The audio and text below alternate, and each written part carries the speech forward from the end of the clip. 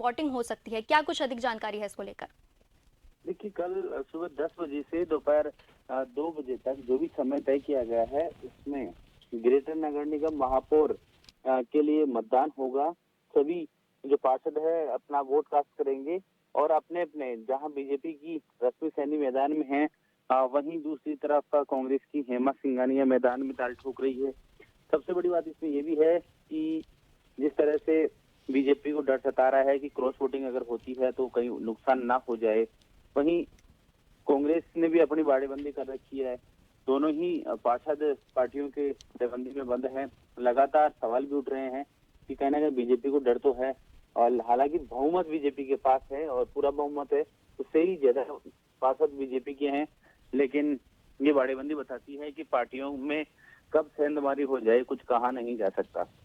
तो कल अब ये माना जा रहा है कि कल 9 बजे से पहले ही जो बीजेपी के पार्षद हैं, सोमू रिजॉर्ट में रुके हुए हैं, वहां से बस में बैठकर ग्रेटर नगर निगम मुख्यालय पहुंचेंगे, जहां अपना वोट डालेंगे। वहीं बीजे जो कांग्रेस के पार्षद हैं वो भी वहां पर पहुंचेंगे। अलग अलग दोनों को अलग अलग समय बुलाया गया है।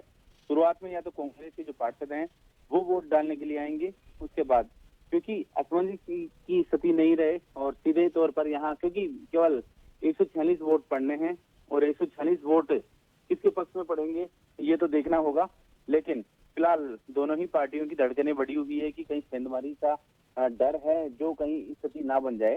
हालांकि मोटे तौर पर यही बताया जा रहा है कि रश्मि सैनी का मेयर बनना लगभग तय है, क्योंकि बहुमत उसके साथ है। और हालांकि सेंधमारी अगर होती है तो कुछ इसके जो परिणाम हैं अलग हो सकते हैं।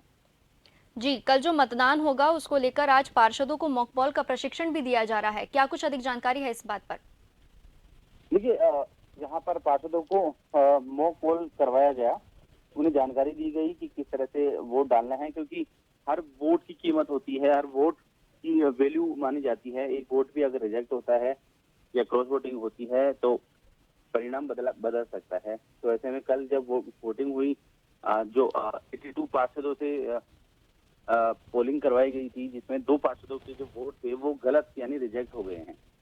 हालांकि ये केवल मॉक पोलिंग थी प्रशिक्षण के तौर पर।